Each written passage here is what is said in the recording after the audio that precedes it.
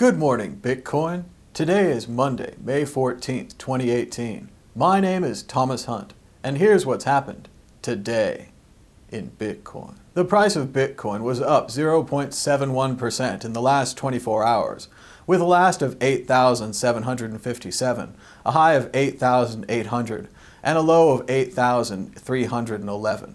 That's $1 for 11,452 Satoshis. CoinDesk CoinCensus Conference in New York City is kicking off, with the price of Bitcoin already on the move, popping above 8,700 as they open the doors.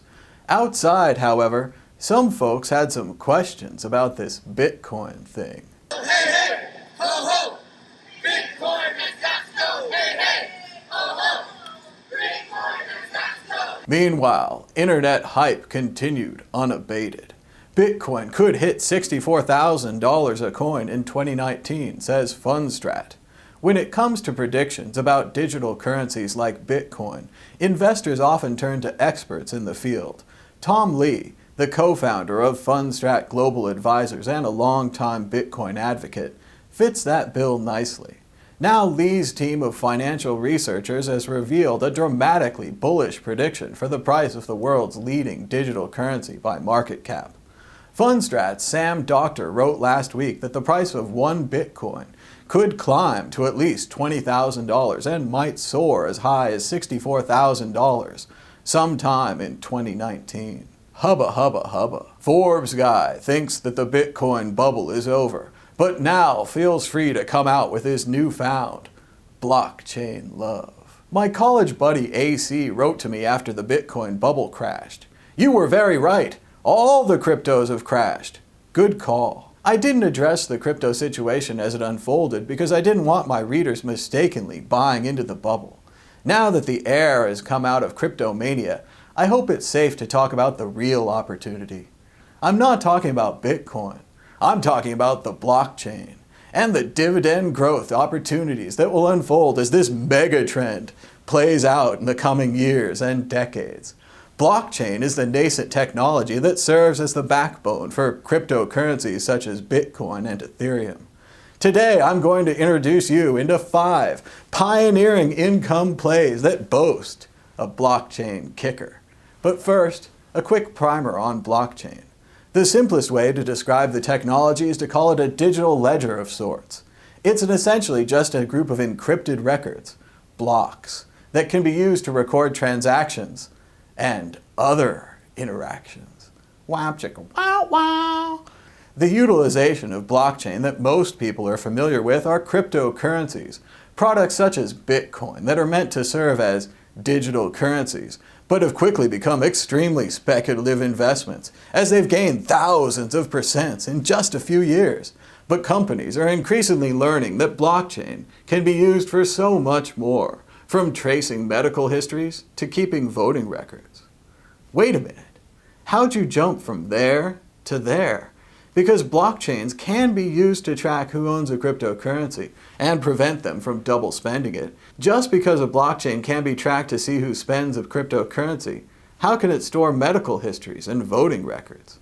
It feels like we're being set up, like when the Wall Street bankers packaged and sold bad mortgage loans as good loans because they were in a package, a blockchain of loans, if you will. Because you can trust the blockchain, you can trust the loan. This doesn't sound like a very good deal. I hope that no one mentions this. It would be a shame to see this kind of mess coming in the future and not say anything. And now back to conference hype. Bitcoin conferences flood New York, bringing in millions in ticket sales. Well, over 4,000 people are expected to attend the CoinDesk Consensus Conference in New York City. With tickets roughly $2,000 each, the conference is likely bringing in at least $8 million. Not everyone in the cryptocurrency world is happy about the conference. Ethereum co-founder Vitalik Buterin vowed to boycott Consensus this year, partly because of the high ticket price, and partly because he's a little bitch. As Vitalik himself said, the conference costs $2,000 to $3,000 to attend. I refuse to personally contribute to that level of rent-seeking. CoinDesk is recklessly complicit in enabling giveaway scams, and their coverage of the Ethereum split was highly sensationalist.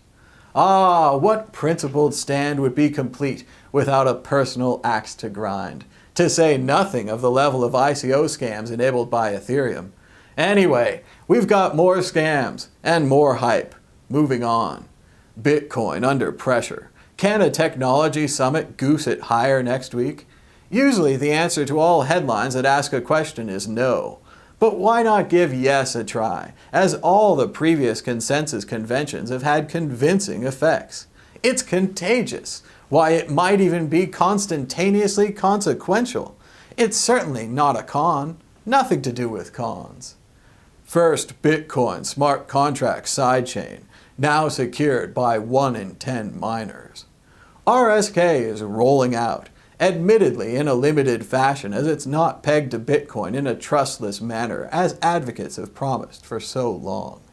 Instead, anyone who wants to move their Bitcoin to the sidechain needs the approval of a gatekeeper, a federation of third parties. Sounds really revolutionary. Trust no one except the federation. Come on now, guys, really. Not everything can be about Star Trek.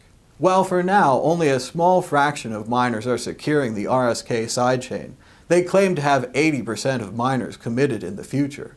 The merged mine federation-based RSK could provide short-term solutions to Bitcoin scaling, offering smart Bitcoins that would be similar to the Lightning Network. RSK continues their plan to build sidechains around Bitcoins that would allow for the creation of decentralized applications. BitGo courts Wall Street with new Bitcoin custody products. Institutional money is on its way into Bitcoin, and they may have found a partner with BitGo. The company has expanded its offerings to focus not only on securely holding consumer funds, but also providing large-scale security for institutional holdings. This is good for Bitcoin. Don't let Bitcoin greed blind you to the potential of blockchain technology. The mechanism that underpins cryptocurrencies could help to provide secure public records in countries susceptible to corruption. Or it could recreate the financial crisis just as in 2008 when they all trusted that the collateralized debt objects, the CDOs or boxes, we could just call them blocks, that were supposed to contain only good loans were actually filled with bad loans. Things are different now. Now that the media is selling the public on the all-powerful and truth-telling blockchain, only to realize that it's just another delivery mechanism for bad fish. Bad fish in secure blocks. The author places a lot of trust in Don and Alex Tapscott, former Wall Street veterans who wrote in a book, conveniently titled Blockchain Revolution, and their belief that a blockchain is an incorruptible digital ledger of economic transactions that can be programmed to record not just financial transactions, but virtually everything of value. Now, the first part of that statement is fine. The blockchain is an incorruptible digital ledger of economic transactions. But the second part starts to get a little fishy. A blockchain can be programmed to record not just financial transactions, but virtually anything of value. Sure, I guess it could be programmed to record, but that's just blind recording. It could store anything, but that data would be unverified. You could put a whole bunch of bad fish in and label them all as good fish. The author returns to the Tapscott definition later in the article, saying that this is a really big idea because well-governed societies depend on keeping certain kinds of documentation, birth and death certificates, title deeds, wills, and so on, in ledgers that are both public and secure. The problem is, the blockchains he's talking about are not public. If they were public, everyone would be able to see everyone's bank records. No, wait, that's how Bitcoin works. Everyone can see everyone's bank records, and the system verifies that they're accurate. The same is not true for medical records, deeds, wills, etc. Duplicate and inaccurate data could be stored in a blockchain. Additionally, private blockchains that are not mined by independent third parties lack integrity and transparency.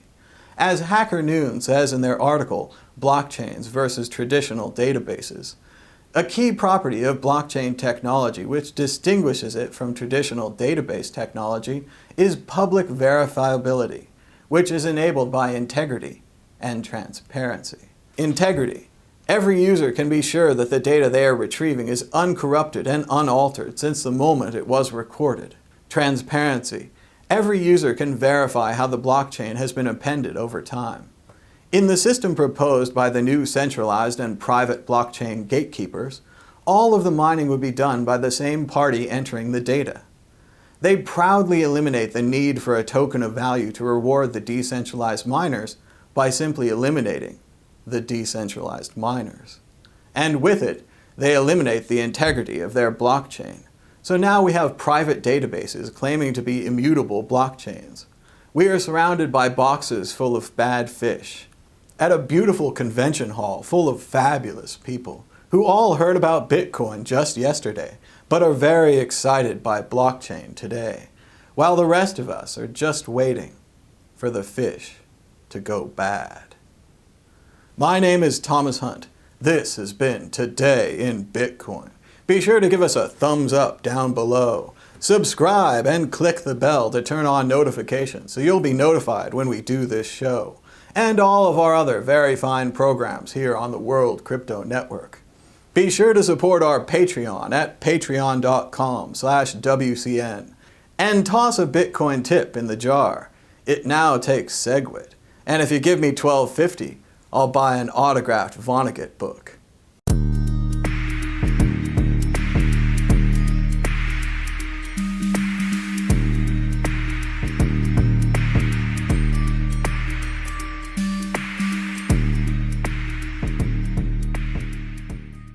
And until next time, bye-bye.